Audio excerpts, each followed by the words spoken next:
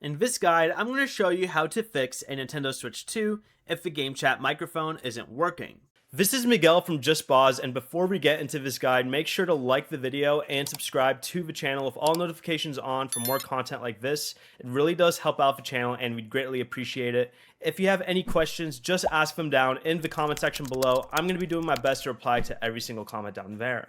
First, while you're in a GameChat room, press the C button to open the GameChat controls menu, then select the microphone icon and make sure your mic isn't muted. If people still can't hear you, go to the home menu and go down to System Settings and go down to Audio.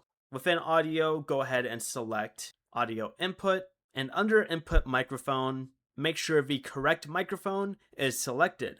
Then increase microphone input volume right here and select Test Microphone to check whether your voice is being detected now. You can also temporarily turn microphone noise suppression off under System Settings with this toggle right here to see if it improves pickup.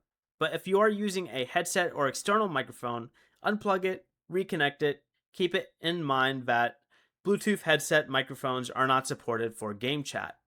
Finally, restart your console through the power button, holding it down, selecting power options, pressing restart, and testing GameChat again.